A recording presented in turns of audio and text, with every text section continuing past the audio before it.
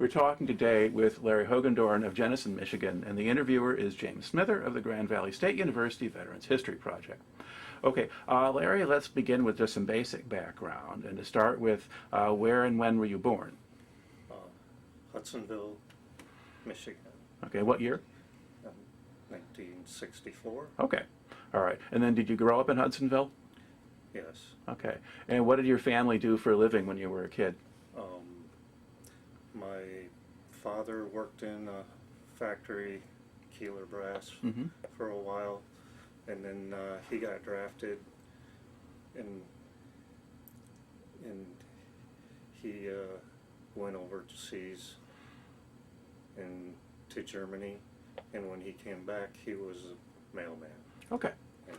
All right. And did your mom have a job outside the home, or did she just stay home? There's 5 kids in the family, and so yeah. She stayed home for quite a while.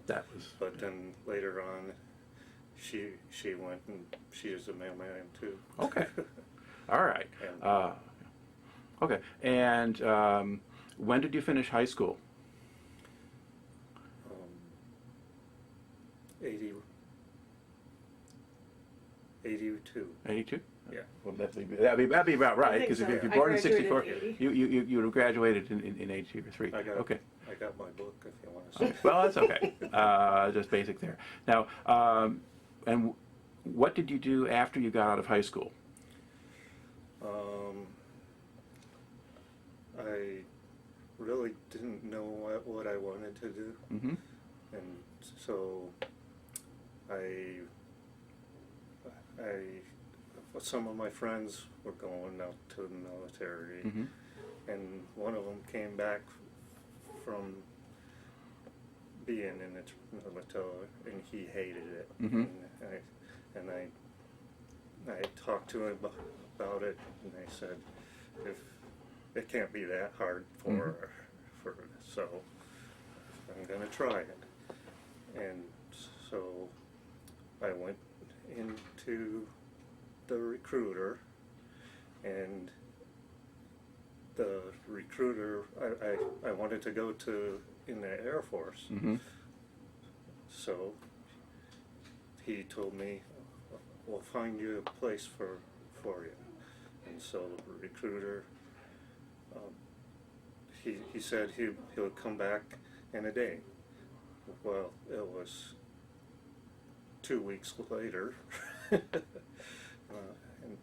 and he said I could be a Jeep mechanic. So that's not a airplane.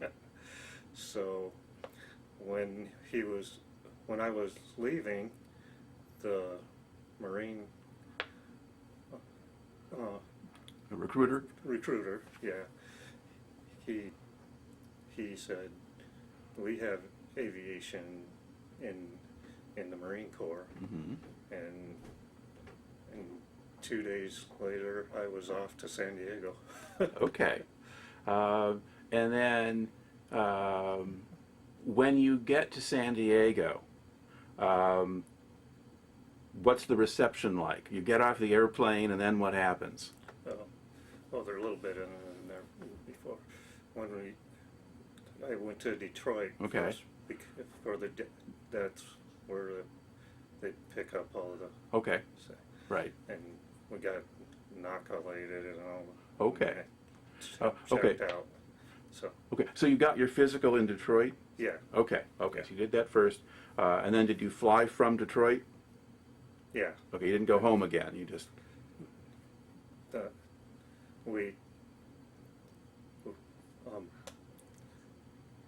We went by bus in Detroit, and then we put on a plane. Right. And then we went to San Diego. You get to San Diego. So, okay. Yeah. All right. And then once you arrive in San Diego, then what happens? Everybody on the plane was going into the military. Okay. So they had sergeant waiting for us, and rush, everybody, yelling, hollering, and kick us off the plane, and then it was about 2 o'clock in the morning, and pitch black, and then we went to a building. We didn't know where we were, and then they put the lights on, and they had uniforms and underwear, and take off your regular clothes, and you're gonna get you're in the Marines. Okay. Now that was when you actually arrived at the base, right? Yeah. You were not doing that in the airport. Yeah. Okay, so Yeah, it took you that there. was- Okay. So you show up there in the middle of the night, they give you a bunch of uniforms, and then what happens? That night it was shave your head, and then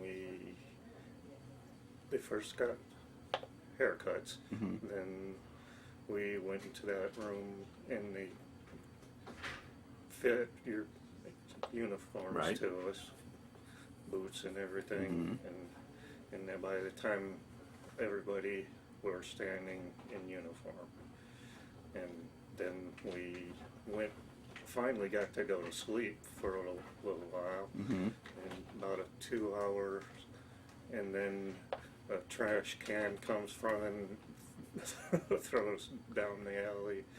Get up, get up, get up, get up, get up. And then our drill sergeant was gonna take us to where we were at our barracks. And that was the first day. Right. Yeah. And the next day, the drill sergeant didn't show up, and we were standing there. We had our uniforms on, didn't know what to do, so I waited and waited, and then I finally walked out of our barracks, and the first building I found in person, is a captain's office.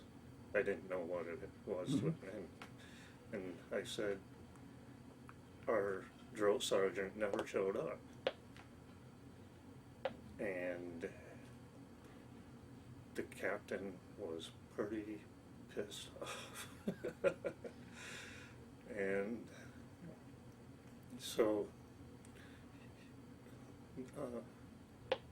we got put in a tent and watched John Wayne movies and Audie Murphy movies for 2 days. And then we got a new drill sergeant, and then we went to our new barracks. Okay. And then we got our 4 drill sergeants that were going to train us in my return. Okay. Now, when you and what do you remember about that basic training? What kinds of things were you doing there in boot camp? A lot of exercising, some hand-to-can Combat. A little bit of that, and the some of the guys weren't good at stuff, and others, and there's a little black kid that was in my next to me. So they went on our first run, and he didn't know what he was doing, and he had to go to the bathroom, and he peed his pants. So when we got back to the barracks, he had to change his clothes. after that, we did calisthenics for a while, and then we had to do they call like Adam's ladder or something. Okay, like that. so And big. So you're climbing things and hanging from poles things and yeah. That was the first thing that we did, and you had to, and then you had to slide down the rope, and you had to turn over, and then you got to go back over, and there's a big mud pole underneath there. 3 or 4 of them jumped or fell off and fell in the mud pit. Yeah. Then we. Now, did you do a lot of close order drill and marching? That came a little bit later. Okay. But we didn't really know how to march at all. Okay. So that was right after that. It was about 2 days of marching out on the tarmac, and all day till it got it right. Yeah. Okay. And one guy, he was not very coordinated, so he had to be the one in the back. So he stayed back when everybody else was doing their marching, and he had to be the guard. All right. And then how much emphasis was there on discipline? Discipline. You know, like following orders, and if you don't follow orders or you get it wrong, what do they do?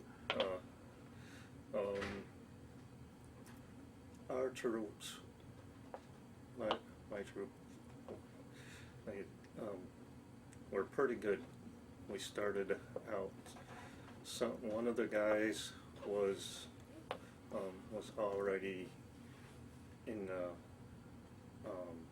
Army, so he kind of helped us out, and a couple other guys. One of them was a gym. Like a gym teacher?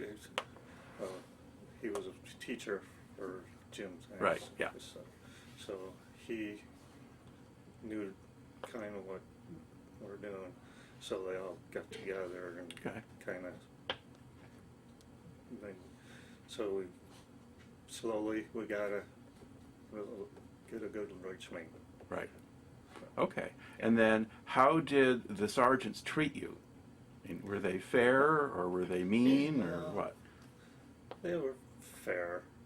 Yeah. I thought it was, I heard, if you hear all them people get beat. Yeah.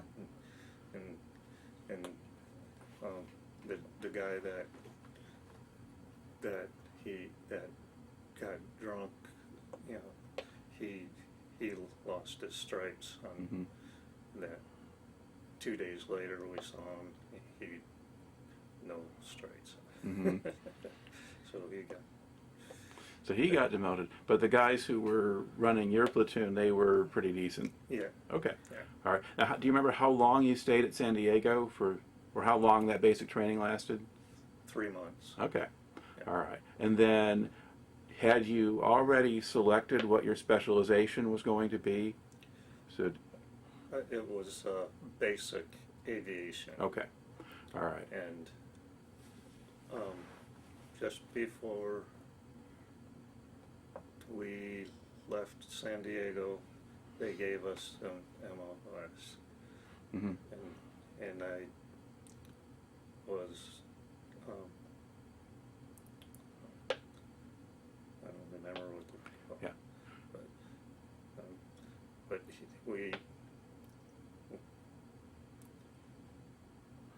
I don't remember. Okay. But you were going into aviation.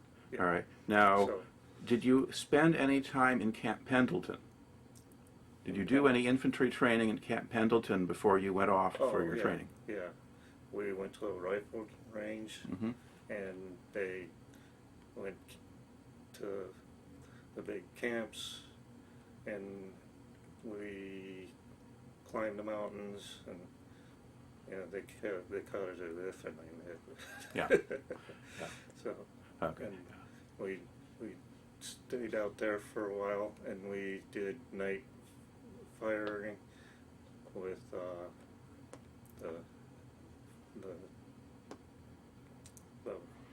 Did you have some version of starlight scope yeah, or night vision? Yeah. Okay. All right. So, I'm sorry, I kind of.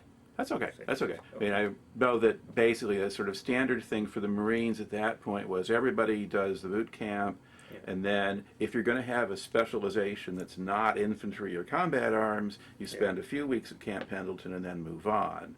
You don't do the full infantry training there. But everybody is a rifleman or infantryman too, so you get that. Okay. So where did they send you then for school? When I left San Diego, Mm-hmm. I went to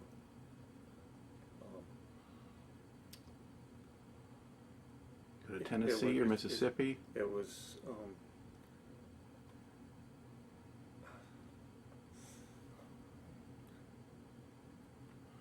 can you stop it a minute? Okay. Well, it's I think like Millington, was that? Millington. Okay. Yeah, because that's not too far from Memphis. Yeah. Yeah. Okay. Yeah. And that, Yeah. So, yeah, we went to Millington, and I got trained for ejections. ejection seats. And I after that, I went to the higher course, and I went to Whidbey Island in Washington. Mm-hmm. And when I got back from that, all the way across the world, and then we. Well, we can back up a little bit here. Okay. Let's talk a little bit about the training that you had actually in Millington. First of all, probably not everybody in the audience even knows what an ejection seat is. Oh, So can you explain that? Okay. Well, an ejection seat, the way it works, you have a seat strapped in, and all the pilots, they sit, regular seat, and that it's like rockets strapped on your back. If you have a problem with your aircraft and you gotta get out of there, like a fire or something like that, the ejection seat has a ballast in it, and the pilot pulls a lever, and it starts off and there's going to one explosion, another explosion, and then another one, and then there's a big tube that shoots you up about, it's about,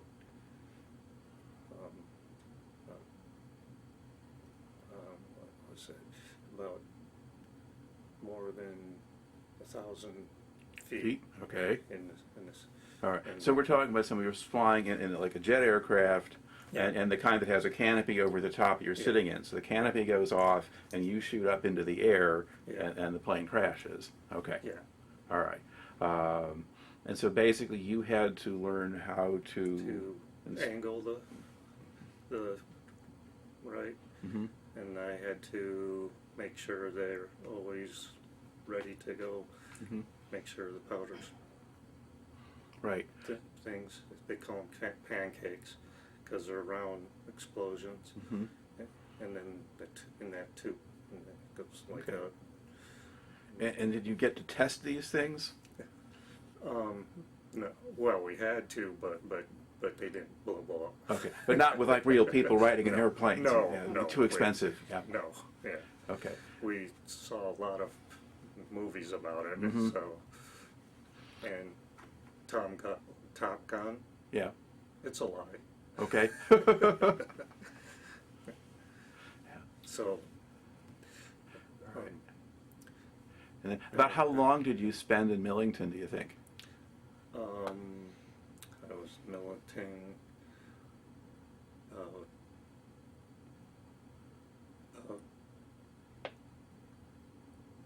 5 weeks, I think. Okay, so it wasn't a really long time No, there. no. All right.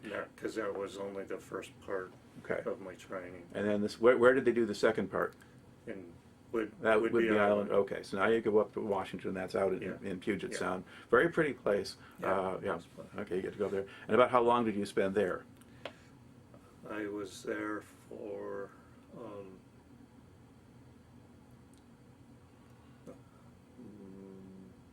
2 months, Okay. and because I had to go through a lot of stuff, make sure everything had to go Mhm. right, and my daughter was born there. Okay. Yeah. Okay, so when had you gotten married? Huh? When did you get married? Was that before service or? Yeah, that was his first wife. That was Oh, okay. prior to, All right. to just before he went in. Okay. All right. Part of the reason, no. Okay. Yeah. So. Let's sort that out. So. Okay. All right. Yeah. So you have a lot going on at the same time. Yeah. All right. So. And then, so you're there, you're training, and then, so did you have your family with you in Washington, or were they back home? Yeah. Okay. I did. I took them along because I wanted to see Washington, and they wanted to, and so we went to see Rainer and all that, and so, and they had some friends up by the mountains. So, Okay. So we got to go to on Thanksgiving. Actually got to go to the house and That's very nice. So Okay. that was nice. All right. But then. But then when you went to Japan, you went by yourself? Yeah. Yeah. You didn't have high enough rank to take anybody with you yet? No. Okay. No, that's unaccompanied. Right. Yeah. Okay. So, Now. Then. Yeah. So now you go off to Japan. Yeah. Okay. And where was your base? Or do you remember what the base was called? Iwakuni. What was that? Iwakuni. Iwakuni. Yeah. Okay. And where in Japan is that? I mean, is that on Honshu? Is it in Okinawa? It's Where is it? Is it near? Just off the mainland, the main part of Japan. Okay. Down in the corner, All right. and that's where the base was. Okay. So kind of the southern part of Japan or the southern island? So yeah. Yeah. Okay. All right. But yeah, Iwakuni I've heard of. So okay. All right. Now, once you're there, what was your job? To make sure that the seats were in place, and and you gotta inspect them, and we do big inspections on them every once in a while and make sure everything's going good with Right. it, and at that time I was working on one of the jets, and I found a couple bolts that weren't in place, and if those bolts weren't in the right place, your ejection safe wouldn't go off. Okay. So then the pilot wouldn't have any safety. Right. Yeah. So I got a Meritorious Meritorious Service Yeah. Citation. So, Yeah. yeah. Okay. So What kind of aircraft were you working on? Just about everything. All right. It was EA, their ECMOs, so three pilots, and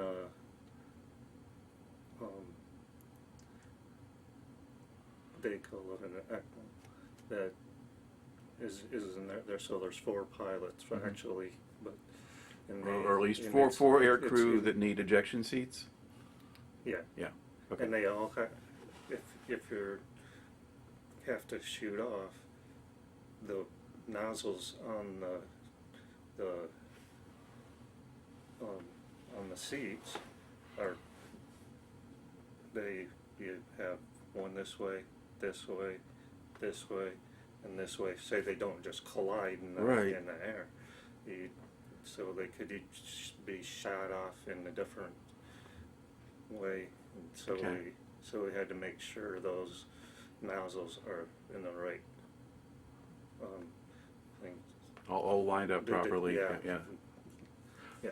Okay. So now, was this aircraft, was this a bomber or a Yeah. reconnaissance plane was- or? It's reconnaissance and it's electronics. Mm-hmm. Okay. And So your intelligence gathering, or your Yeah. Yeah, and so they have a big thing singing under the aircraft, and that is like a radar. Mm-hmm. It can, and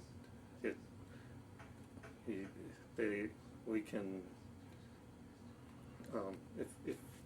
if they use the thing on that, like if a car is going down the road, Mm-hmm. they can stop the timing on the car from wherever it points, Okay. from about 5,000 feet. All right. And it's anything, it's microwave and Mhm. all of that stuff. I didn't know all that because they didn't let me. Yeah. The seats was my specialty. So, All right. So this was basically intelligence and communications Yeah. rather Yeah. than a combat aircraft. yeah. Okay.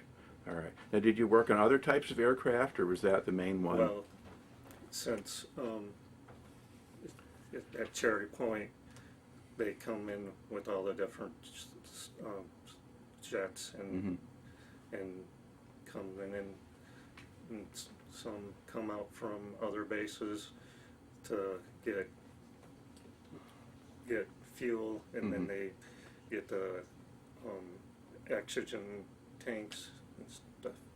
Yeah. Okay. Yeah. So were you at Cherry Point after you came back from Japan? Yes. Okay. Okay. Let's go back to Japan now. All right. Yeah. What was it like for you living in Japan at that point? Did you enjoy being there, or was it hard? Not really. It was. We had a lot of downtime because of the way the work. Mhm. We were baby, or we usually just guards for Mhm. a couple of days, and then you're off for a couple of days. Mhm. So we went out and see the town a little bit, and the guy that was with me, we were out on the streets, and people were talking, and we don't know who they is. And there's we're going through the crowds, and so everybody's Japanese, Mhm. and then some other people come in. They're not Japanese. Mhm. So the guy back, hey, can you talk English? They were Germany. Mhm. And he thought everybody else in the world was English. Mhm. So, and I bought some stuff for my kids and my wife, and, and then it was nice. It's a lot of plinko and machines. Oh, pachinko machines, yeah. Yeah, in Japan they like to gamble. So. All right. And how long did you spend in Japan? That was 9 months. Okay. And I went to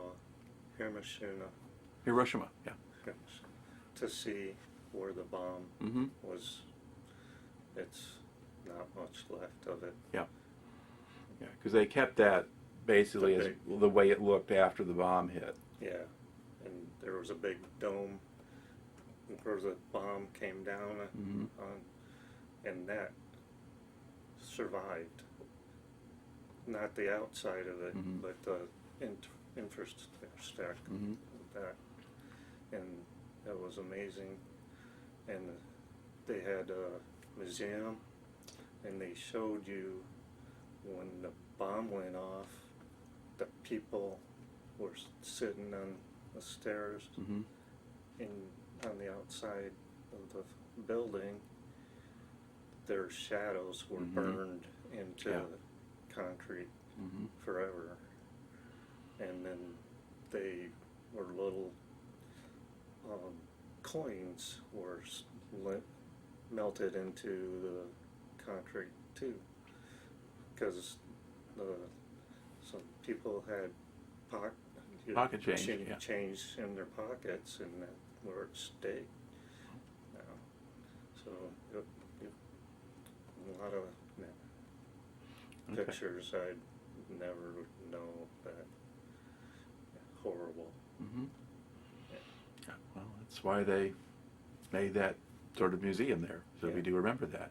Okay. Now, are there other things that happened in Japan that you remember specifically? If you think back to the time in Japan, what do you think about?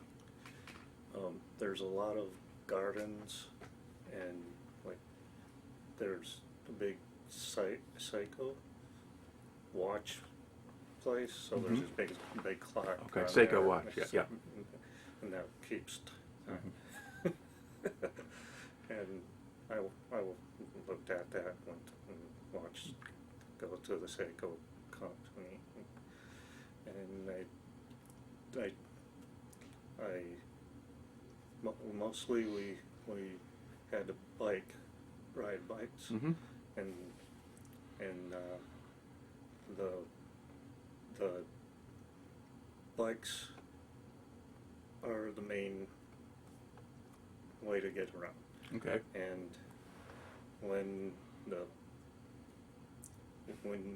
some of the people go out at night and they get drunk, and these big ditches, they fall in those ditches. One of my buddies, he was out there, and I had to pick him up out of the ditch and drag his bike up, and it was all crumpled up. So I bring it back to him. Okay. So I guess there's some traditions are consistent. He was still drunk. Yeah, like going out and getting drunk. Yeah. How did the Japanese people treat you? At first, I was just, I'm going to go into Japan, but it happened to be on the day that the bomb went off. So the base was cut off, so we couldn't go out on the first day. All right. So a couple of days later, we went back there to see it. Yeah. But just in general, how did the Japanese people treat the Marines? Yeah. And did you get along with them, or were they polite? I'm always polite to people.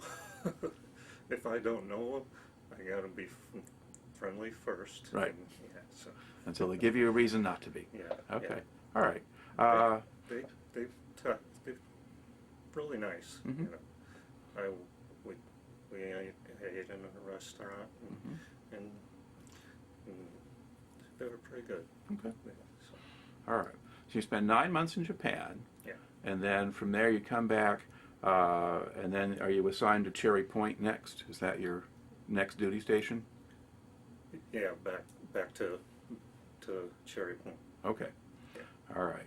And so no, that. no, Oh. I'm sorry. Okay. We went to the Philippines Oh. after that.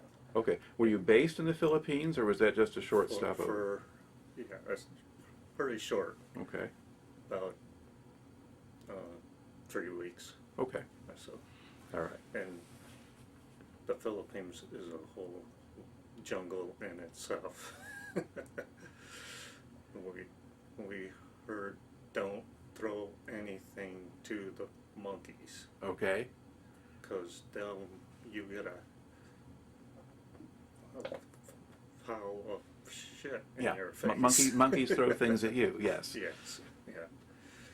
But I had to go to when you go to the phones, there's a bowling alley in there, and you walk past that, and then the monkeys in the pitch of black.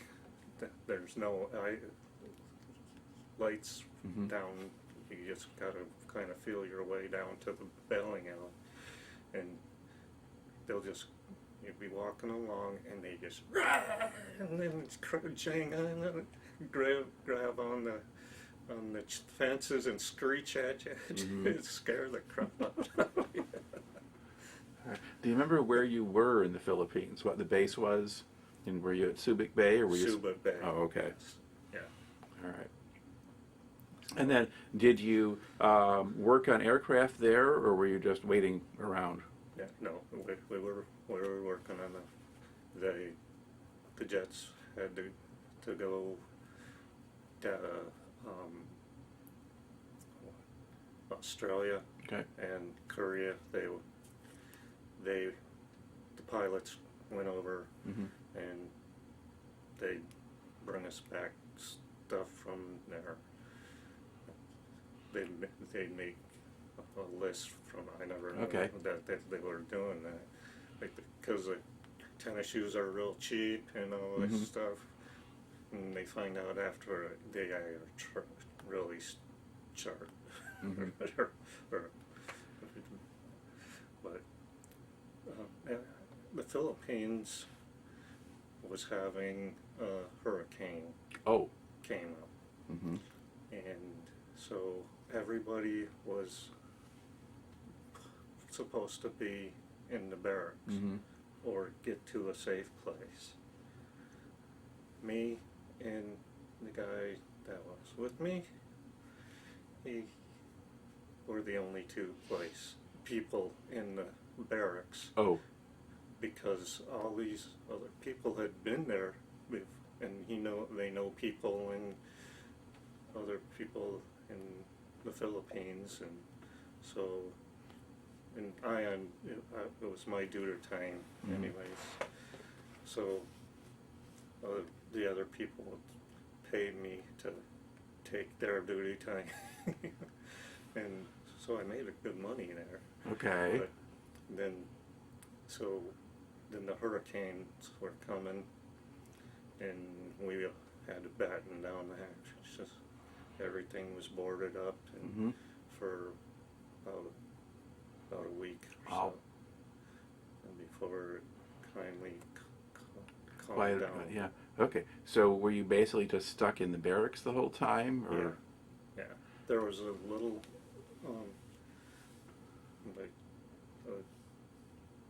like a little snack bar thing Okay. around there. So That's all we had. There was some food anyway. Yeah. Yeah, so we could get the food. Okay. Yeah. Did you have electrical power? They had a generator. They had generators. Yeah, Okay. Yeah. And the one time they were working on the generator, and the monkeys were running around by the generator, and the monkey got killed. Oh. He grabbed onto the cables Mm-hmm. and just and right to the floor. Oh. So we reported it to the first person, so, and it's pretty much, who cares? Yeah, yeah. All right. So you had that adventure, and then from there you go to Cherry Point. Yeah. Yeah, and then did you finish your enlistment there? Was that your last assignment, or were you just? Cherry Point? Yeah. Yeah. Okay. All right. And there you said you had a lot of different aircraft that come through. Yeah. So you weren't just working on one particular one, you specialized in at Iwakuni. You now got. Because, yeah, all the oxygen tanks are the same, Mhm. and all that stuff. So we do the oxygen tanks, take them, when they're empty, we'll take them back and they fill them up for other people, other Mhm. jets that come in, and for a long, so that. Okay. Yeah. All What right. was that story you were talking about yesterday? The oxygen tank was leaking, and Oh, you stopped the that's jet right. before it took Yeah. off because they would have died. Yeah, the one time we were out on the tarmac, getting the jets ready, and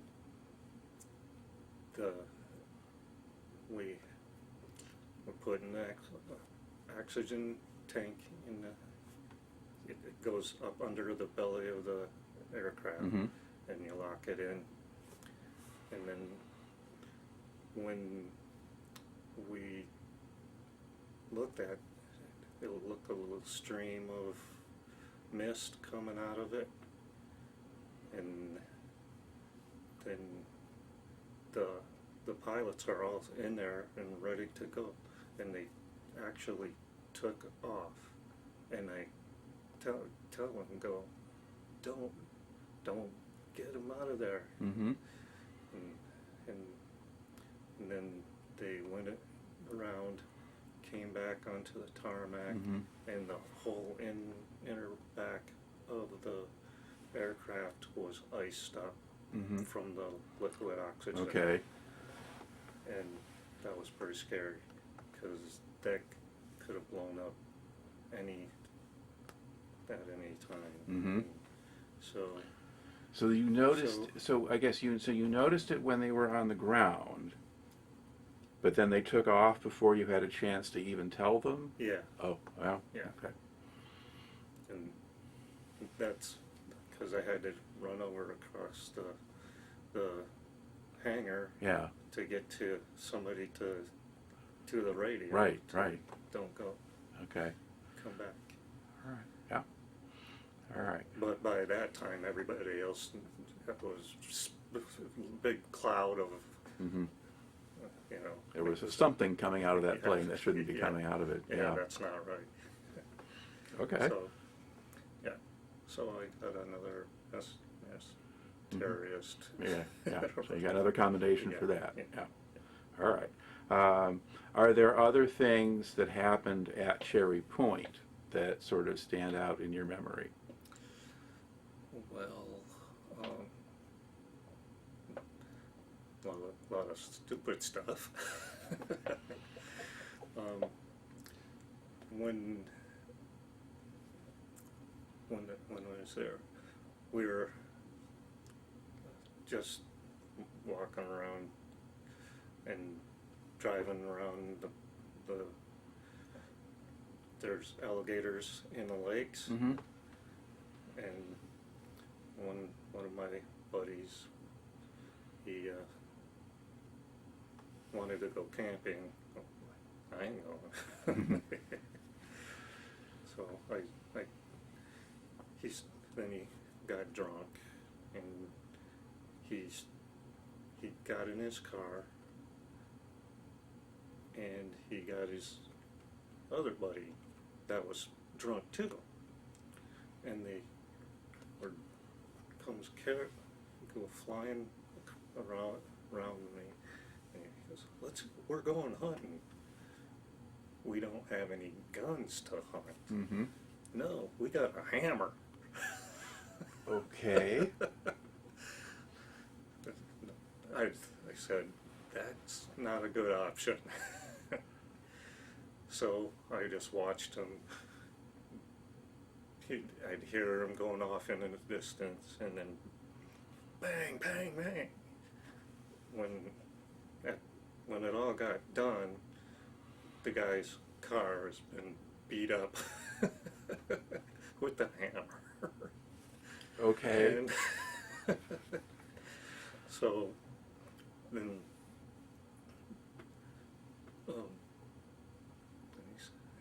there was,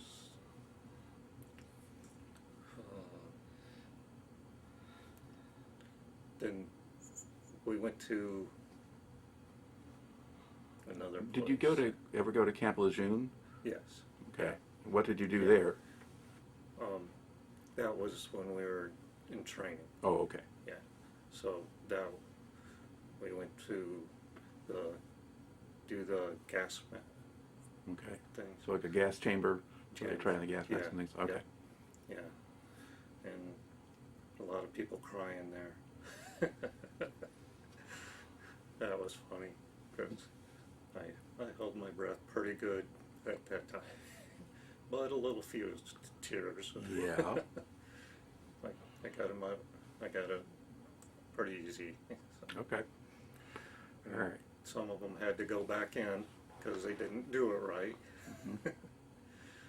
Yeah, so that was funny. All right. Okay. Yeah. So now you were at Cherry Point, and then basically your enlistment there in the Marines. That's for 4 years, and so you Yeah. spend kind of about the last half of it roughly at Cherry Point.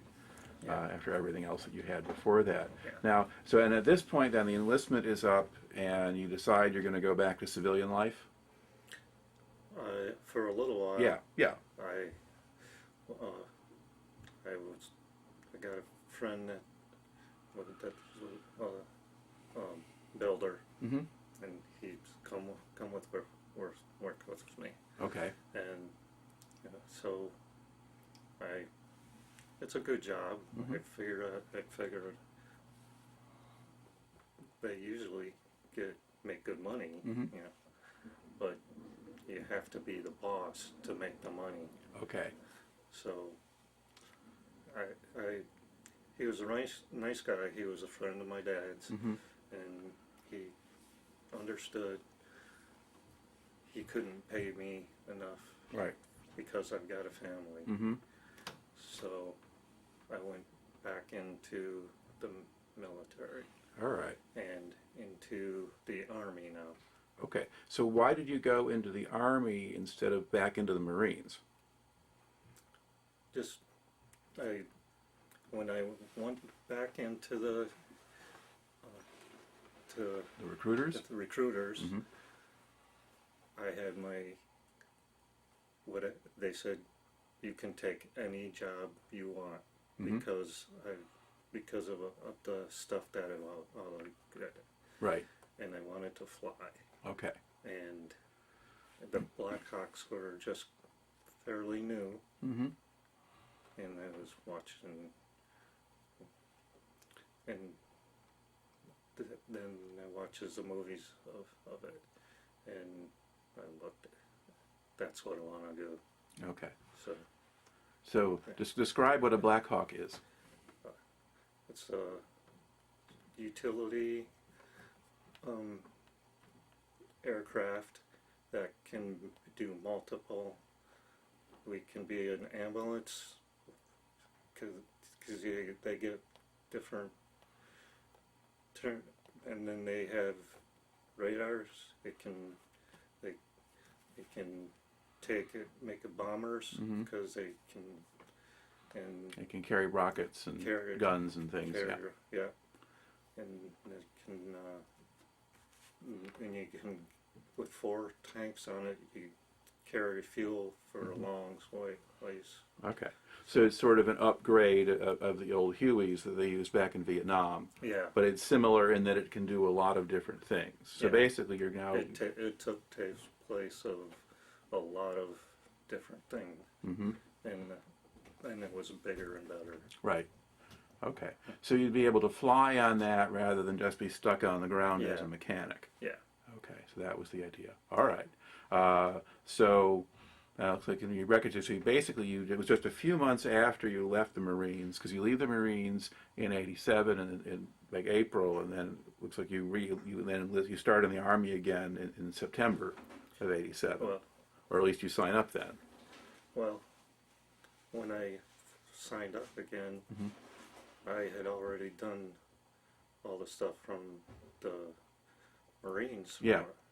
And they're the highest training, Mm-hmm. so I didn't have to do, I just went on, I had to put my uniforms on and change uniforms and go to the Army. Okay. And they called me Marine for about 10 days Mhm. until they shut up. All right. So you didn't have to do basic training. Again. Did you have to do any specialized training to work on the Blackhawks, or did you just join the unit? It was training for about, I had to know everything about the aircraft, Mhm. and what kind of engines, what kind of, what it's made of, everything about it. And pretty much I could build one right now, Okay. if I had to look. All right. So where did they send you first? You join the Army and you're in. Where do you go for? What's your first base? Fort Eustis, it was Okay, in Virginia. in Yeah. Virginia. That's where my training was Okay. for Blackhawks. Okay. And how long did that training last? For me, it was, I think it was about 5 weeks. Okay. So not too long. Yeah. All right. Yeah. And then did they send you to another base? Yeah. Okay. Where'd you go next?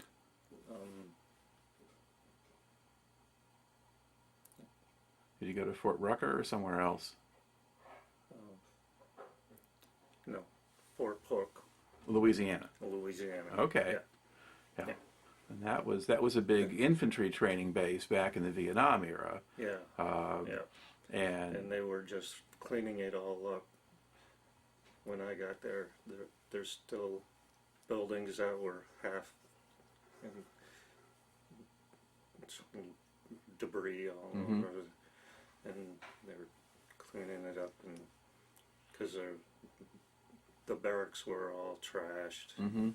so they were building new barracks around there. So I had to do a lot of painting with the brush. Okay. Okay. So for a couple of days, and then after a couple of weeks, I was assigned to a Medevac because of my other stuff from the Marine Corps.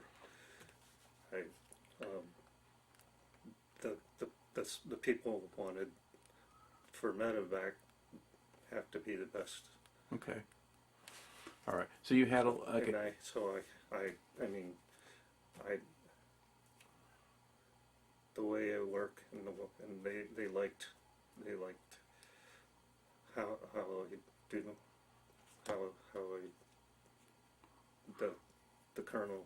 Yeah. Well, you would have been maybe a little bit older than some of the other guys. Yeah. And you had a lot of practical mechanical experience having Yeah. to work with complicated systems, Yeah. including gases and Yeah. compressed air, all that kind of. So Yeah. a lot of things that overlap maybe with the kind of stuff that you have. First of all, just on any helicopter, but then Yeah. was there also specialized stuff on a Medevac?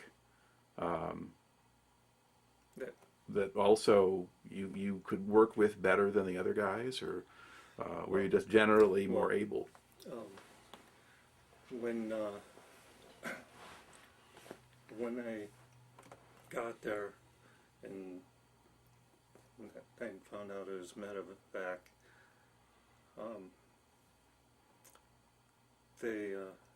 They were having problems with not having enough medics. Mm-hmm. So I took the course to become a paramedic. Okay. So, yeah. All right. And that was the first time anyone crossed over, so I could be the paramedic and the crew chief at the same time. Okay. Now explain what a crew chief does on a helicopter. He takes care of the aircraft Mm-hmm. and makes sure it's safe, and then we when we're flying, we make sure everything's strapped down, and I look out for the pilots for other aircraft in there. I check how much fuel we have several times while we're in there, because you don't want to go run out of gas Yeah. in the fog. Not good in a helicopter. You can't really glide down. Yeah. Okay. So Okay. Yeah. So that is sort of that's a different kind of thing, because usually you'd have Yeah. two totally different sets of training. Yeah. But on a helicopter, you can't have all that many people. So if you can do both things, yeah, that's to their advantage. Okay. So- But you were able to do your Right. medical training right there at Fort Polk, or did they have to send you I didn't someplace have else? to, because it is all done back in the Marine Corps, Okay. because So I didn't have to do a range or anything. okay. But okay. But the EMT part, didn't you say you had to take an EMT course And when you were at Fort Polk? I mean, to become a paramedic?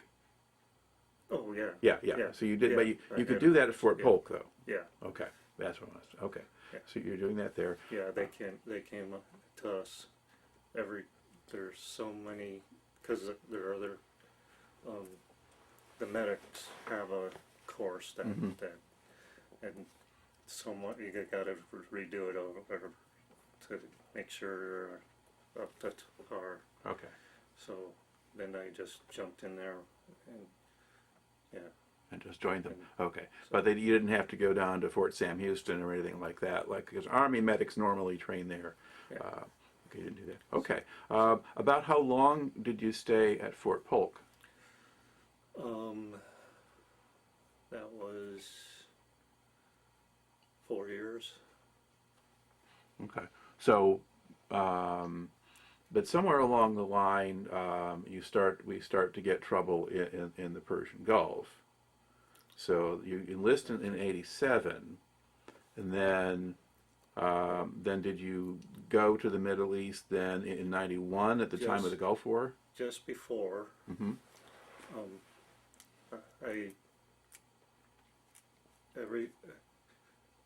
just before the war and Mhm. stuff, I got to go to Germany, Okay. so got papers to go. Okay. So then I went to Germany, got a whole new crew, Mm-hmm.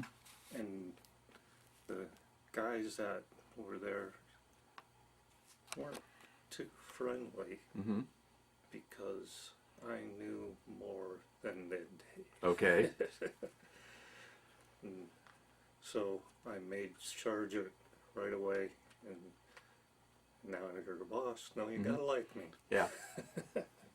But we got to be friends Okay. pretty quick. So once they realized it was okay that you knew Yeah. what you were doing, Yeah, and that might be a I'm good. not a jerk. So Okay. So where were you based in Germany?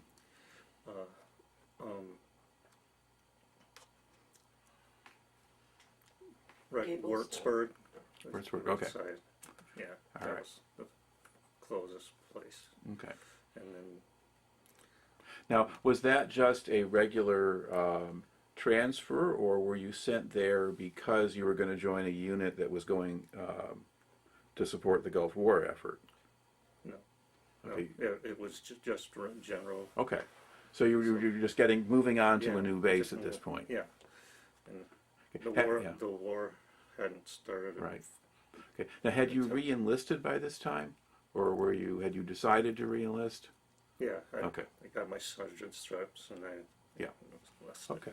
Okay. So they're just moving you on for a new tour someplace else, which is normal, and it just happened. Okay. So in 1990, Saddam Hussein invaded and took over Kuwait.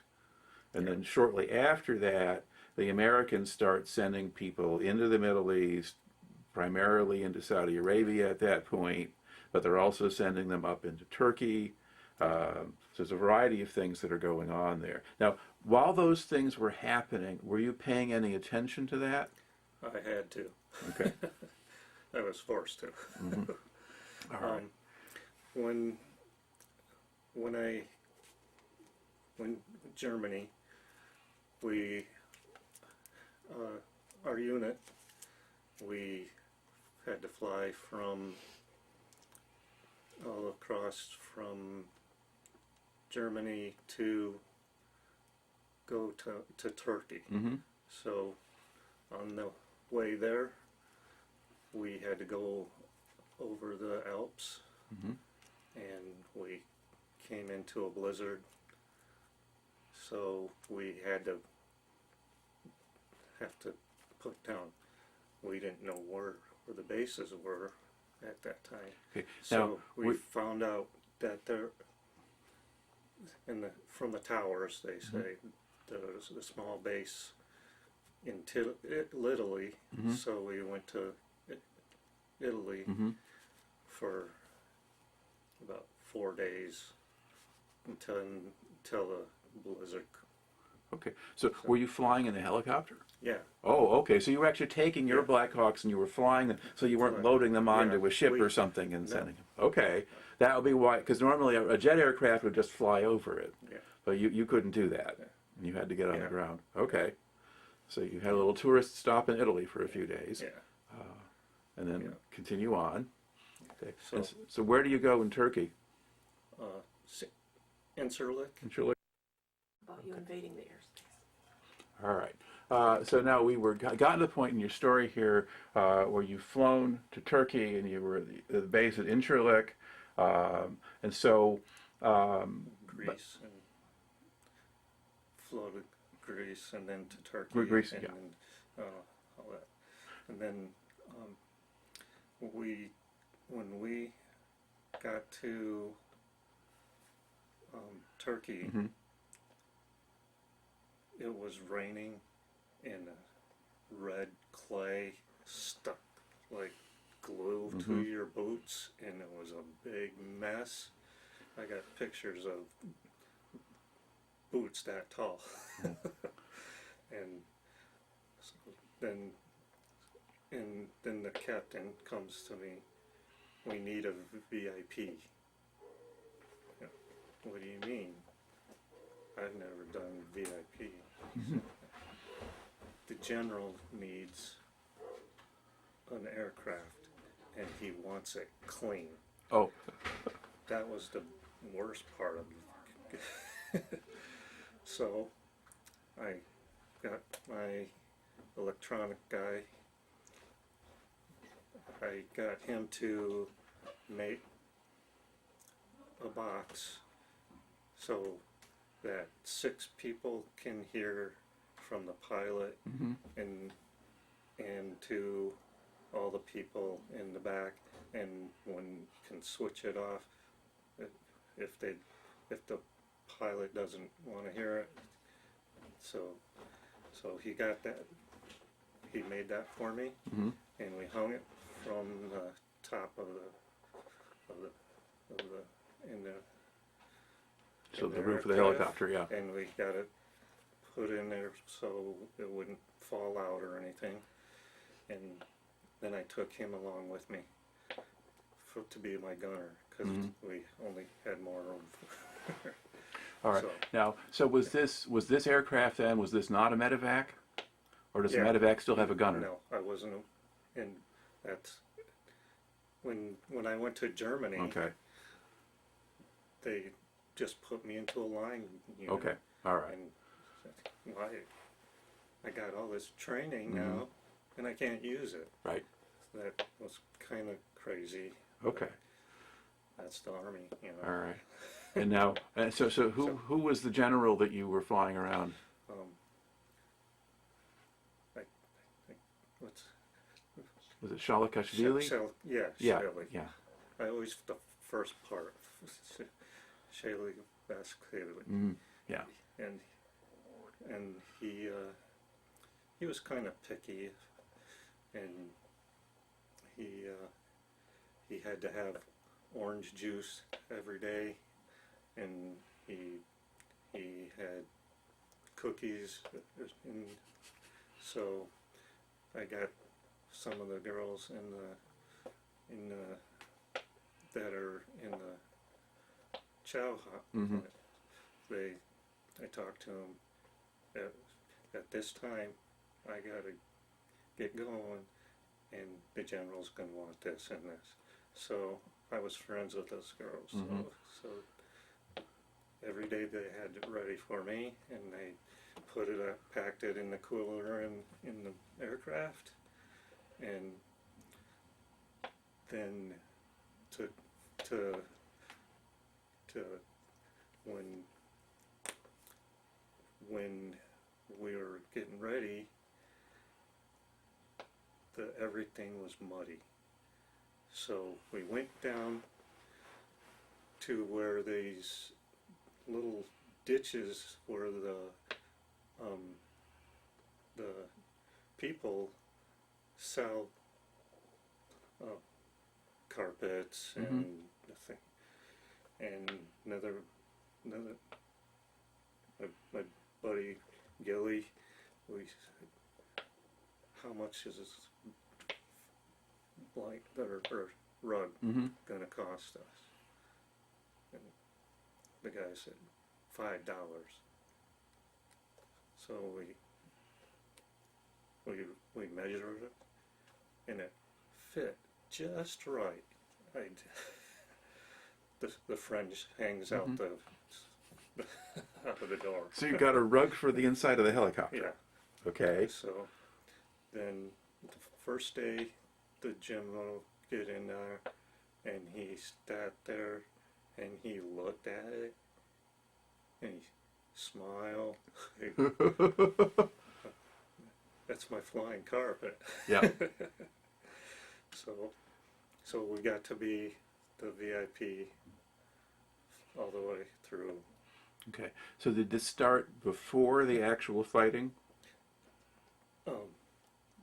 That was the day of that we had to with that rug. This same day, Mhm.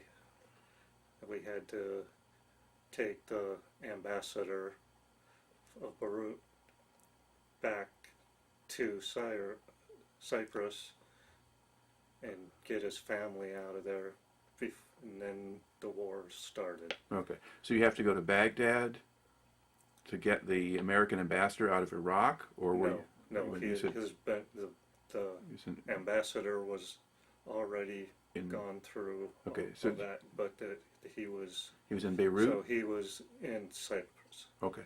So we had to go across the Mediterranean Mm-hmm. to get to Beirut to get his family out, Okay.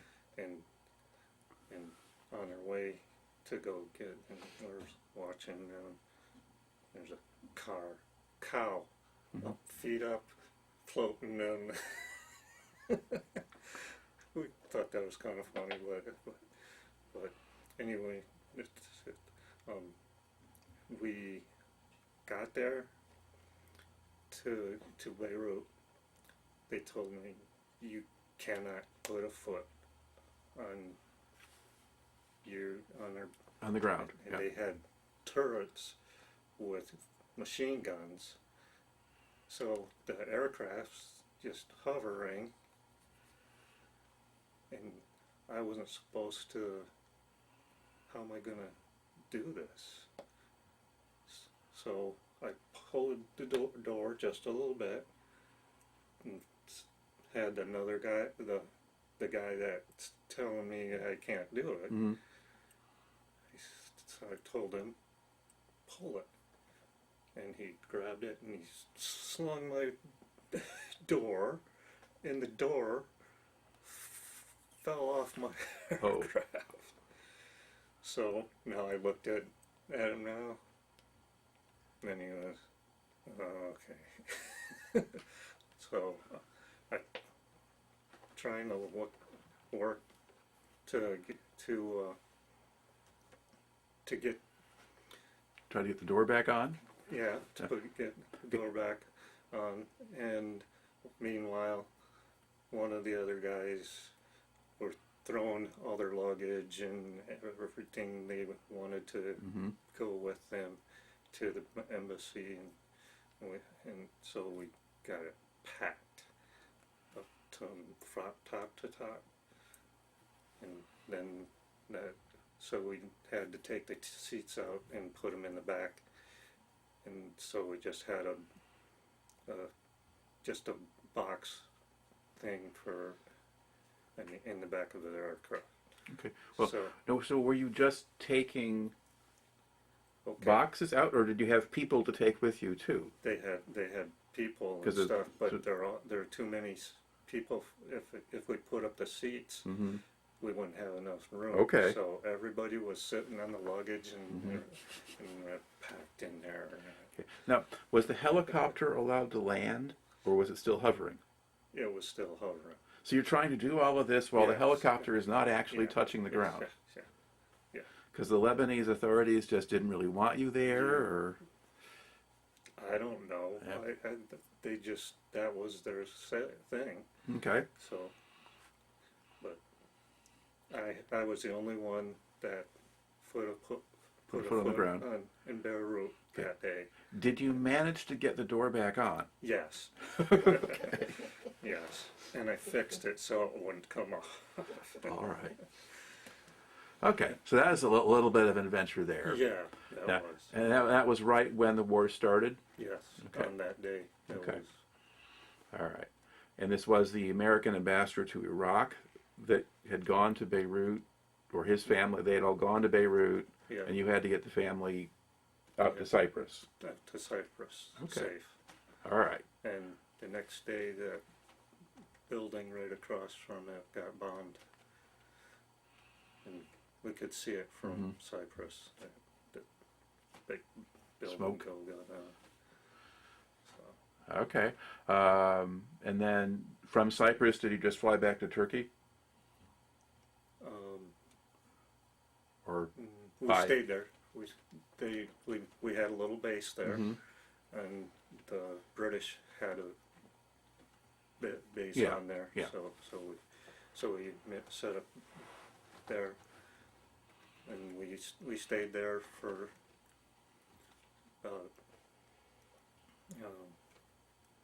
let me see, probably about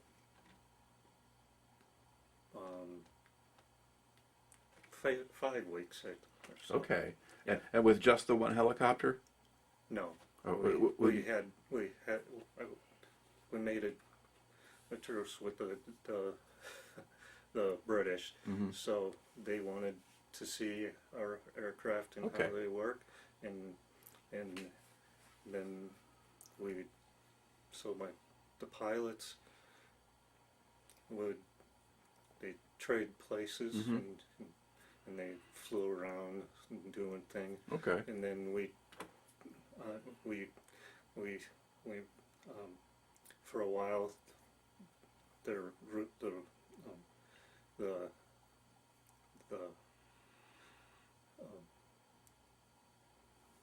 rescue, Mhm. we would take over the rescue Okay. thing over the Mediterranean Mhm. if somebody has a trouble over there, and then we switched off to the British back and forth Mhm. for a couple of days, and then so they got a good look of our aircraft, Okay. and we got to fly in the And some of theirs. Wessex. Okay. So, All right. But were you the only Americans there? Just your one helicopter crew? Yeah. Yeah, okay. Yes, the rest of your unit is still back in Turkey, and it's just Yeah, you on they this were all special Turkey. assignment. Yeah. Yeah. Okay, all right. So then, by the time you get back to Turkey, the Gulf War itself is over, because the Gulf War doesn't last very long. No. And then from there, then once you're up there, then once you're back in Iraq, then what kinds of missions do you fly? Well, we did rescue thing for a while, and we did a lot of training over water and stuff. We actually we flied back to Jackson, Florida, to get trained over water. Okay. And what they had the Navy SEALs teach us how if our aircraft would go down, and they had a makeup of the inside of the helicopter, and you had to strap in, and the thing would come down, drop it, and it turns over, and you got 6 guys in there going. The worst thing is, the one guy, he was kind of claustrophobic. Okay. And he started kicking and flailing all over. You gotta be calm, because otherwise you're not going to be able to get out of there. Yeah. And so he had to do it like 3 times before they'd let him go on. Otherwise he wouldn't be. So you wouldn't be qualified for that. Yeah. So. Yeah. Okay. But Can- he can made I- it. Yeah. I guess. Are we past Desert Storm now? Yes. You didn't tell him the story about the deflector with a Russian helicopter that he turned over to you guys and you had to try to figure out how to fly it?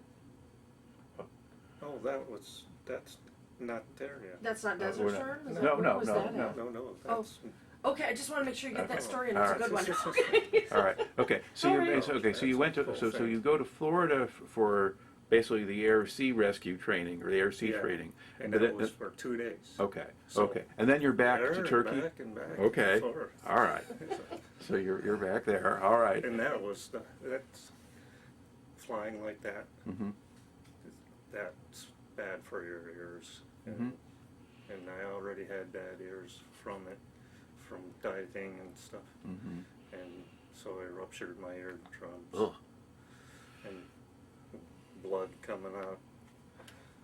Now, Okay. and I didn't have a doctor around, so I just put cotton in my ears, change out the blood soaked Ugh. for a little while, and that's why it was till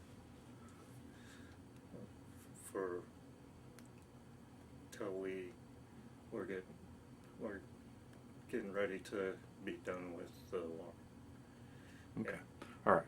But So- then did you go back again to Turkey after that training, right? And did you ever actually fly into Iraq? Yes, Okay. because I was with the VIP. Yeah. Because I went to Iraq, I went to Afghanistan, and we went to Egypt? Diabaco, or was there? Well, Diyarbakir, I think, is in Turkey, unless it's in Syria. But Yeah. yeah, our base was Yeah, in yeah, Turkey. Turkey, yeah. All right. Did you go to Egypt? I went to Egypt, but not then. Okay. Before that, long before that. The Bright Star project, this is a whole different thing. Okay. The Bright Star, they called it. Okay. It was training for the Egyptians Mm-hmm. to how to fight. And the Americans come over and teach them how to work the equipment and stuff. Okay. So, And is that something you did when you were still based in Germany? They sent you down there for that, or was that later? So was Egypt? That was when we back into in before or after we were back to Fort Polk. Oh, okay. Okay. All right. So that was earlier. Or Yeah. yeah. Okay. earlier. Okay. All right. I'm So sorry. that's okay. That's okay. So we just want to make sure we have all of your stops get in there someplace, and we sort that out as we can. Okay. So when did you? How long do you think you were based in Turkey? Turkey. Yeah.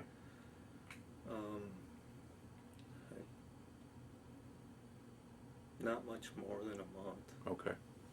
Okay. So it was a busy month. Yeah. Yeah. Yeah. All right. Every morning, somebody drive up with the general, Mm-hmm.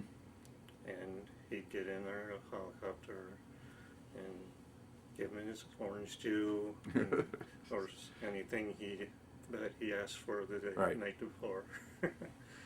And we went to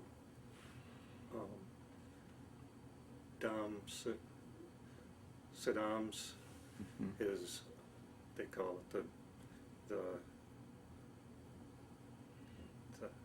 So Saddam Hussein's is it a base or palace or his palace. Okay. Yeah. So he calls it the Eagle's Nest, mm-hmm. not based on Hitler. Yeah. And so his brother, Saddam's brother, was trying to make peace. So we had to go to the palace, and we took a couple other people with us because they had to put guards around the helicopter if there was going to be a problem. Right. So we got a couple of Apaches to fly around while we were having dinner. Right. We actually got to go inside the palace. Saddam's brother, they came out with a roast of lamb, and they had rice, and they had all the fruit and everything, and they actually had the pop of different kinds, but I had Pepsi with me anyway. That's my Okay. Anyway, so I got pictures of the inside of the palace, and I think it was 6 of us sitting by the table eating with Saddam's brother, Okay. trying to make peace, and with the general. Mm-hmm. And one strange thing about it, the palace has a scroll, kind of a circle thing, and there was a little boy, 12 years old, hanging onto a Uzi, and it's loaded. Yeah. I saw that in your album. You have a picture of that. Like you said, 12-year-old guard. Yeah. Yeah. And that made me more nervous than anything else. So we kind of stay around on the outsides of the where he's at. So if you go that way, and so then they made a treaty, and then we went to a different place to. We had to go to another building, Mm-hmm. so they can get the other people that are making the treaty with us. Yeah. And I had a little problem there, because when we got to this other building, we flew over. It was about maybe 100 miles away, Mm-hmm. and all these helicopters are coming in. So you got the general, and then the major, and they all are, think the first one to. He's going to get the good spot. Mm-hmm. So we put a plaque in the window with the 4 stars on Yeah. it. And one guy comes, he's looking at me, and he goes, what rank are you? I'm a sergeant. You're not an officer? No. That doesn't merit. I got the general. Mm-hmm. So he was pissed off Mm-hmm. because he had some lieutenant that was playing crew tree. Mm-hmm. And so he was kind of ticked off that he didn't get the Mm-hmm. The good parking place. yeah, because the general said that this is my spot and you're not going to get it. Mm-hmm. All right. Now, so did you make a series of trips down into Iraq to do this kind of thing? Yes, You had several different days. several places. times. Mm-hmm. They, there's sometimes, a couple of times we went down to where all the oil burning was going on. Yeah, that was down in the far south by Kuwait. Yeah. Yeah, they were trying to put out the fires, Mhm. and that was horrible.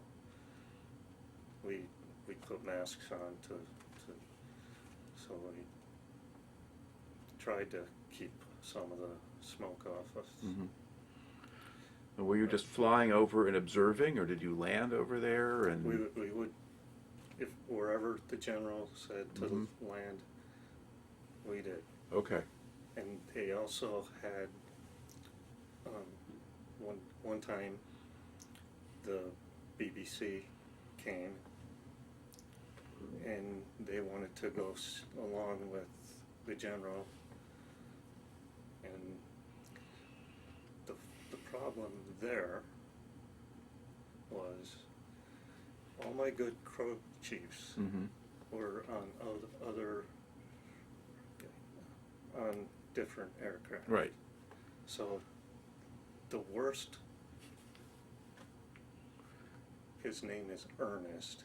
You know, Mhm. Ernest goes to Army. Yeah. Yeah, he's like that. Oh. So we got to the place that we're gonna sit down with the BBC, Mm-hmm. and they had cameras and they're taking it.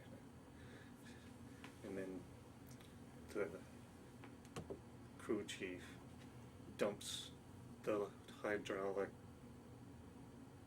switch, so we have to pump, because you have to have a charge to get the right rotors to go in. Okay. So I had to take the back plate of the helicopter, because that's where it's at, and you gotta pump and pump it. Hydraulics. Mm-hmm. So I got the one to be, because I don't trust that guy. Oh, so you would have made him do it, but he might do it wrong? Yeah. Yeah. So, because he'd probably dump it again. Mm-hmm. But then, when I was doing that, he was messing around the tail of the it's sitting down on the Mhm. ground, Yeah. and the helicopter was, and he's messing with the tail, and there's a big rod that goes up to the thing, Mm-hmm. you know, to the tail fin, Okay. you know, to work that. So he's taking the cover off that. Why the heck is he doing that? There's no reason there. I run out there. Why are you taking the cover off? He said, well, we're time to do our inspection. Oh my God. So you're in the middle of the mission, but he's Yeah. going to go do this. Go. Yep. I said, get your ass in the aircraft and don't touch anything. So maybe the BBC people were not that impressed by American military efficiency that day. Well, it worked out pretty good. Okay. So the general had to get out because he jumped at Mhm. everything. Everybody's had to get out of the aircraft because everything's in the back to had to fix it. Mm-hmm. But it took me about 10 minutes. Okay. And then everybody, they were still working with the cameras, Mhm. so it wasn't so bad. Yeah. And then, Okay. but I still don't like him. Gomer. Yeah. All right. So are there any other stories you've got from that time when you were flying in and out of Turkey? Yeah, a big one. Okay. Okay. When we're getting ready to go back to Germany, the C-130 flies in to go pick up everybody to take them back to Germany. Mm-hmm. So everybody was supposed to go. And we're standing there because you got to have orders, and you have to have you got to have your papers, that the serial numbers to match up with your weapon Mm-hmm. to get on the aircraft. Well, my captain didn't do that. He just put the papers here a little bit, didn't know what, and then so we're looking at the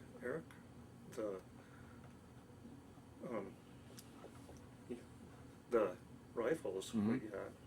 We had about 10 rifles and 6 pistols that their serial numbers don't work. Oh, Oh, or they don't match. It's matched up. Okay. So, what are we going to do now? And the captain just gets in the C-130 and flies away. Well, we're trying to figure out what we're going to do, because he's going home, you know. Well, how many? Everybody else Okay. was going, and But you weren't allowed on the he plane. left us with a pile of rifles and Mhm. pistols sitting on the tarmac. Okay. How many of you were there? It was 4 of us. Okay. So just And- one crew, basically. Yeah. Okay. So, our first, our top sergeant, Mm-hmm. he was still here Okay. because he had other stuff he had to do Yeah. before he had another aircraft Mhm. coming back. So then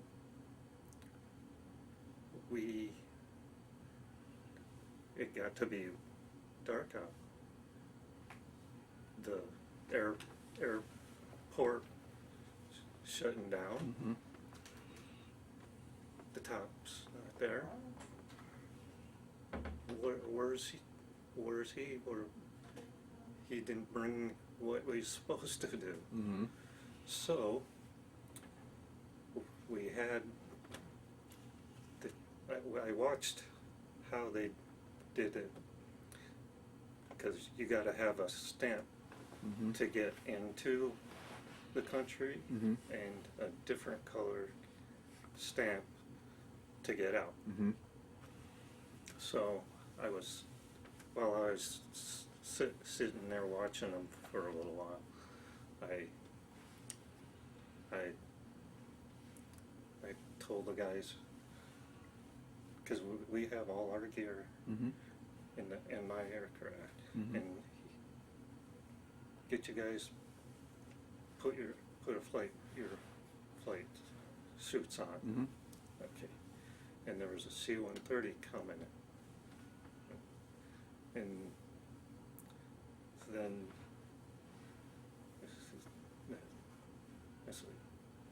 all of a sudden they canceled the C-130. And then there's another aircraft that comes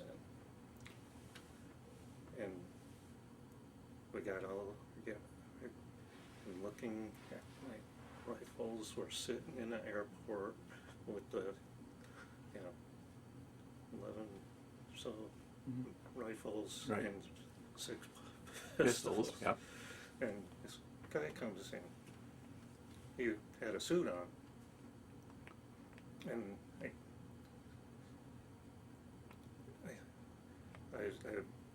I never talked to the pilot or anything.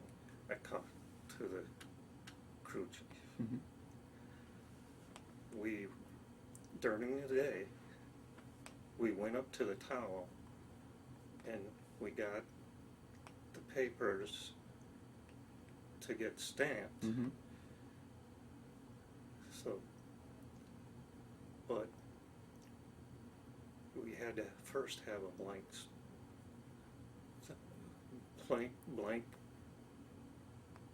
yeah, A space to stamp on, or you have before they stamp on it, Mhm. we gotta have a blank sheet. Mhm. So I went up to where the stamps were, Mhm. and I whited out. It took me 4 pieces of paper Mhm. to get it to make it look like it's not been messed with. Mhm.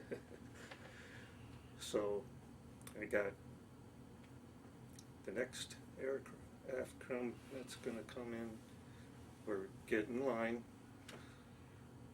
because there's like 3 people there. Mhm. So if this guy's going that way, and I Mhm. said, so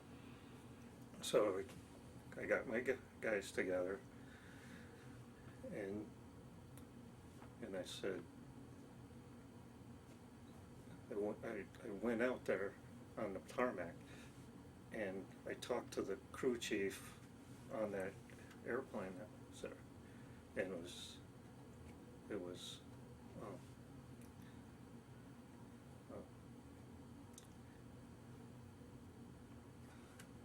Was it a transport plane, or? it was General Schwarzkopf's plane. Yeah. Okay. Yeah, but he wasn't in it. Mhm. He was doing an errand for some other place, Mhm. but his other guy was flying his Mhm. plane, and so I talked to the crew chief, and they said, I got all these I got all these pistols. Mhm. I got these rifles. Do you know what we can do? Mm-hmm. And I said, where are you going to? And he goes, Mine Rhine. Mhm. He says, that's where we need to get to. Yeah. Can we bribe you or something? Mhm. and the guy goes, no, you can just take a ride. Okay. And he said, you know, we're all in the armory, you know, Mhm. be together. Mhm. So we snuck all the rifles up in the belly of the Mhm. aircraft, and then we got them to Rhine Mine. Okay. And so if we you didn't we ha- was in charge. So General Shalikashvili wasn't in Right. his jet, but we got to fly back to Rhine Mine Mhm. in his aircraft, Mhm. not in a C-130. Yeah, that sounds pretty good. Okay, and since you didn't have the weapons, there wasn't a problem getting stamped. They let you go now, because No, we smuggled them. okay, yeah, I know, but Yeah. because when you're getting on the plane, they don't know you've got weapons. You're just walking on because you've already hidden the weapons already, No. or did you? No. Just, We've been sitting there all day Yeah, yeah. with the and then I talked to the crew chief Right. Yeah. first, Okay. and I asked him if he could take these. Right. Right. Okay. Yeah, We yeah. covered that. I was just wondering because before you were talking about how you had to have papers stamped, Yeah. so you could leave. That or did you just make so, up paper and we then? had we got the papers, Okay. and you had to have a red stamp on it. Yeah. So we got the. You got the red stamp. We made them. Yeah. And so we got in line because there were 3 or 4 guys that were Mhm. going Yeah, different yeah. places, and then the guys that they didn't, the guards were just changed over, Mhm. so they don't recognize us. Mhm. So they got the red stamp Mhm. and just walked on there. Okay. And we got to fly Okay. in general All right. So now you've made it back to Germany. to Germany. Okay. And then how much longer did you stay in Germany after that? Well, we had to call our barracks Yeah. to come and get us, Mhm. to get us with all the weapons and everything. Yeah. So we sat there for about maybe 3 hours or so, Mhm. just sitting. Nothing's open. Everything's locked up Mhm. except our rifles and Mhm. we were just sitting there, sitting in a pile, Mhm. sitting on this Okay. on the. Okay. So did you ever ask the captain why he left you behind? No. Did he ever apologize for leaving you behind? I think it was a thing that we'd have too many on the first, Mm. and they were going to come back, or we were supposed to go back with the top. Right. Yeah, on his, but nobody tell us Mhm. what to do. Right. So we improvised. Right. Okay. All right. And so we got all those. We're sitting in Rhine Mine, and we call the barracks, and one of their lieutenant answers, and he answers the phone. Can you come to Rhine Mine to pick us up? How'd you get here? Mm-hmm. You can't, I can't tell you right now. And I don't know if I'm gonna go to jail or not. Mm-hmm. Smuggling or anything. But the lieutenant, he was pretty nice. He got in the van and drove us back came with out all to the get- gear All right. and we had to wake up all the people in the armory Mm-hmm. in the middle of the night because you guys left your guns laying around. So that was all these, they spread all these camouflage because 3 different people think their camouflage is better than Right. Yeah. So the way we tested, we put a great big plywood triangle, a square, and a red thing. So 3 different colors, big shapes, Right. and we'd fly out in about a mile and a half and slowly come back to us. And the people we got people just right off the street. You want to go for a helicopter ride? Yeah. So that was fun. So everybody wanted to go. So that's what we were doing, and then we get, hey Larry. Our plumber, same mine. Anyway, okay. So you're taking people up in the helicopter. Yeah, we're testing the camouflage, and we're up in the helicopter, and you slowly, and you have a check sheet. Everybody has one, and when you can see what you're supposed to be like somebody, one person say a square or a triangle, Yeah. and then they put their hand up when they see it, so they know that. So we had 6 people in there, and then we flew up and going slowly down, and this one guy still can't see it. Keep going.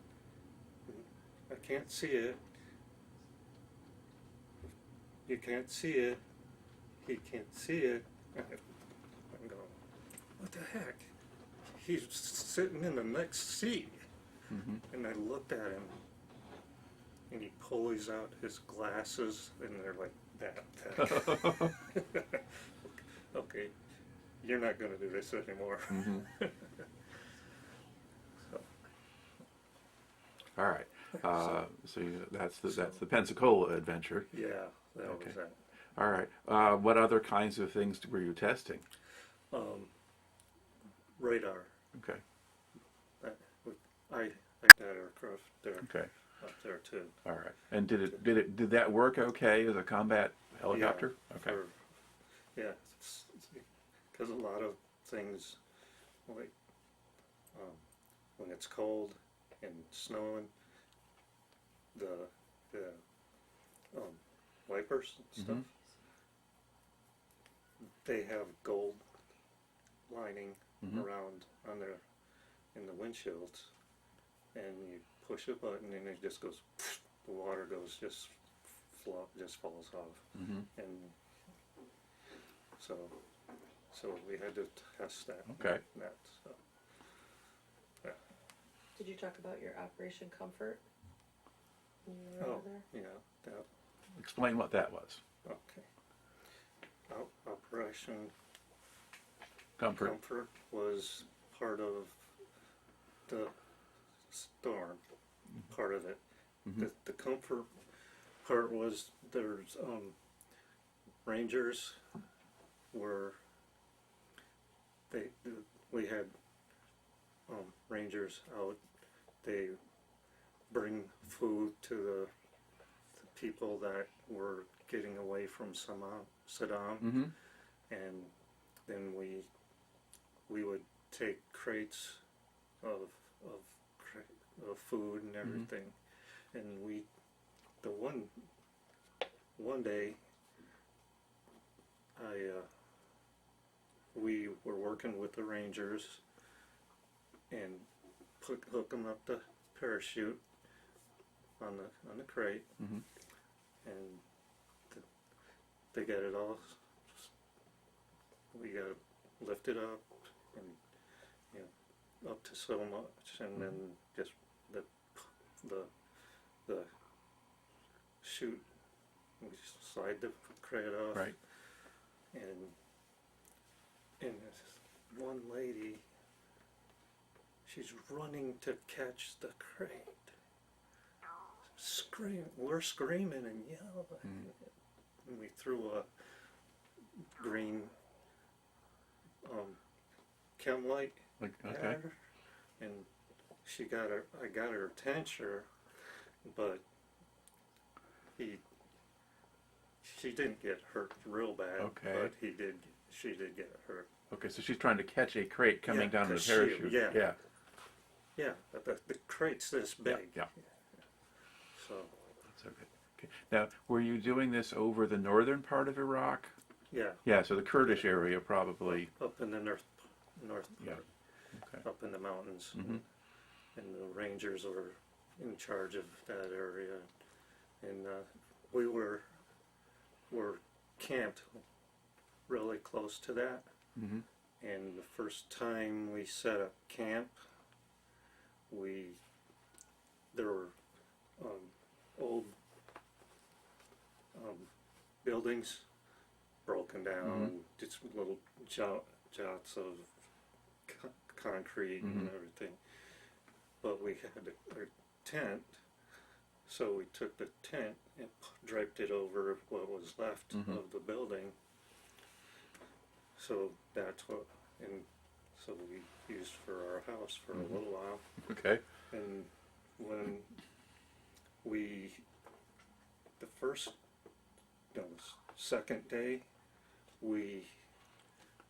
second day, we walked around the corner. One of the guys had to go to the bathroom. Okay. And at this point, I'm going to stop the story because this tape is about up. Okay. Your smoke jumpers in Idaho too, and you flew the smoke jumpers. Okay. All right. So we were talking about Operation Comfort, and you're basically operating in northern Iraq. And you said the second day you were there, you had somebody who needed to go to the bathroom. Yeah.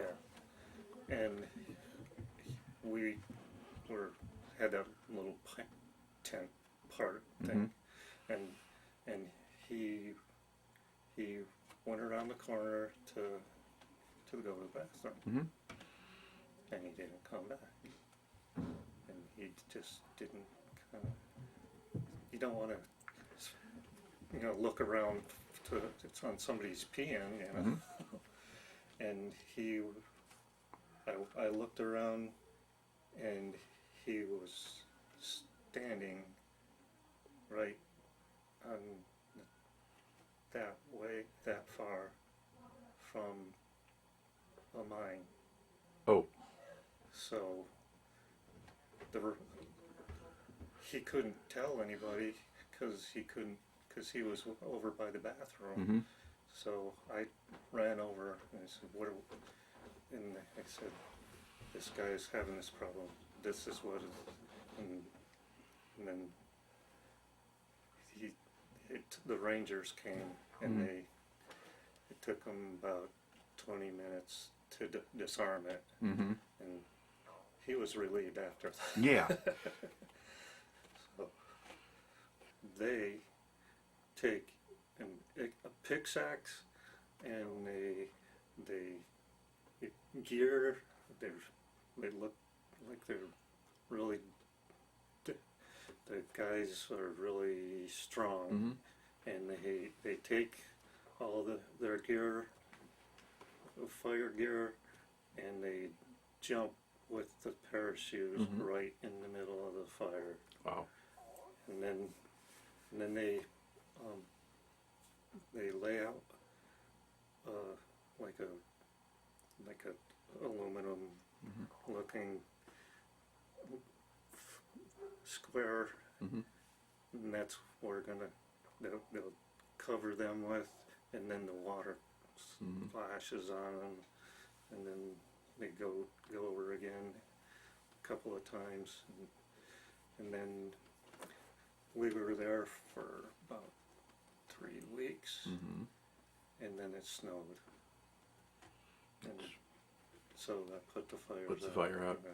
Okay. All right.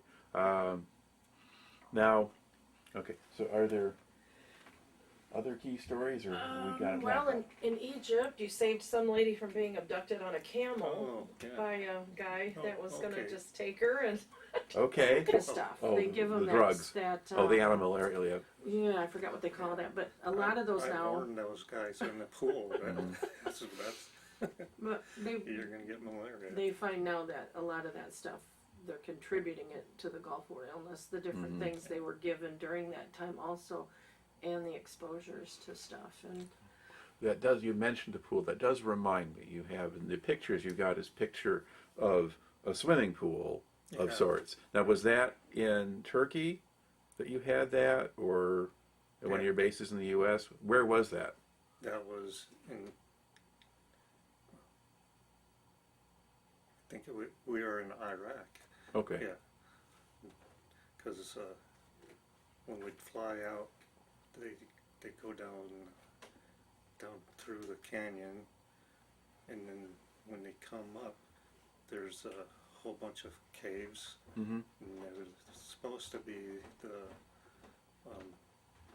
where Moses and other apostles are buried up in those caves. At least that's what they're telling you. So Yeah. but we couldn't get real close to it because you can only get so far with the blades. Right. Right. But what does that have to do? Okay, but that's the area. But then you had at some place where you were camped or based, you built yourself a swimming pool. Yeah, that was in Iraq. Okay. Yeah. And what was the pool made from? A bladder from a leaky fuel cell. Okay. So basically, you made this kind of Big giant, rubber. kind of big rubber, Yeah, giant sack thing that holds fuel. they cut it in half and pulled up the sides, rolled it over. Okay.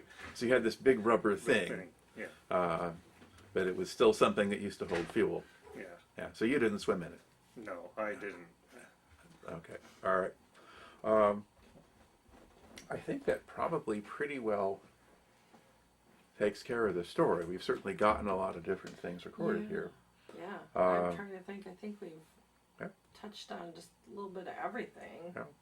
Yeah. Okay. Yeah, because once we were when we were going to move back, I tried all different things, and I tried to go building because I knew a lot about it, and then I just couldn't figure it out. I'd mix up the